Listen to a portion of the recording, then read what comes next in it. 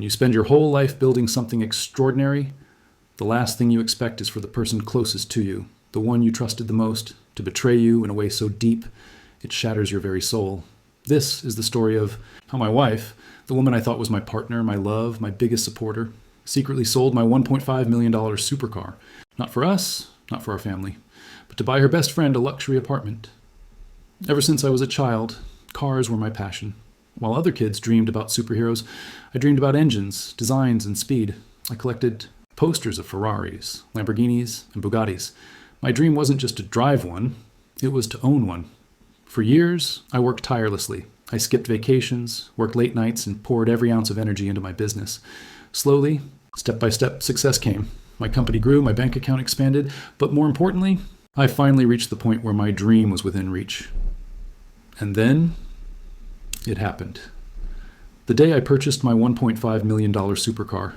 I can't describe the feeling. The engine roaring, the gleaming bodywork reflecting the sun, the smell of leather inside. It wasn't just a car. It was the symbol of everything I had worked for, every sacrifice, every sleepless night, right there in front of me.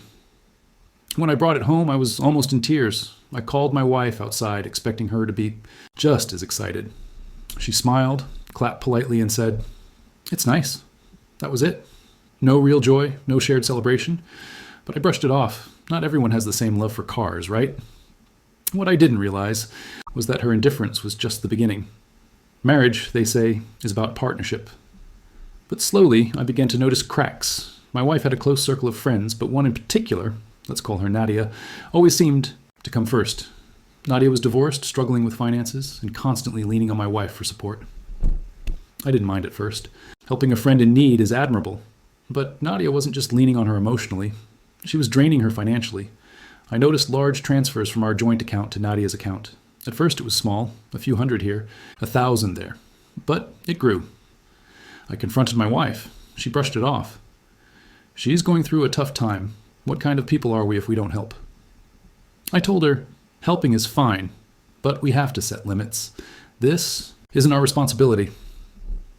She pretended to agree, but behind my back, she had other plans. One morning, I walked into the garage, and my heart stopped. The spot where my car stood, gleaming, perfect, was empty.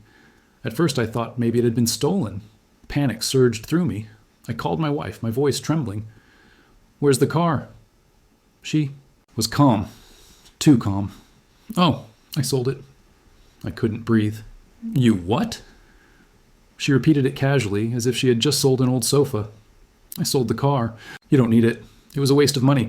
Nadia needed help, so I bought her an apartment. She deserves stability." The words echoed in my head like a bomb. She had sold my dream. She had sold the symbol of my life's work. And not for our future, not for our children, but for her friend. I felt betrayed in a way I can't even put into words. I demanded answers. How could you? How could you make such a decision without me? That was my car, my achievement. She turned it into an argument about morality. You care more about a car than about helping someone who's struggling? What kind of man are you? But she didn't understand. It wasn't just a car. It was a piece of my soul. I tried to track it down. I called dealers, checked listings, contacted authorities. But it was gone. Sold in a private deal. The money had already been transferred. The apartment deed was in Nadia's name. And just like that, years of work, of dreams, had vanished. Our marriage didn't survive.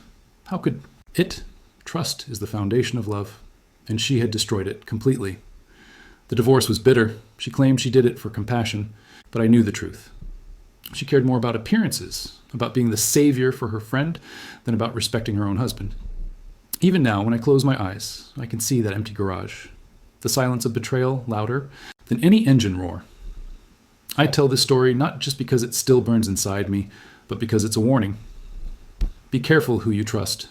Love should never blind you to red flags. And most importantly, never let anyone diminish the value of your hard work, your dreams, your achievements. Because at the end of the day, if someone truly loves you, they'll protect what matters to you, not destroy it behind your back. My wife secretly sold my 1.5 million supercar to buy her friend a luxury apartment. And in the process, she sold away my trust, my love, and my marriage. Sometimes betrayal doesn't come from enemies. It comes from the very person you thought would stand beside you forever.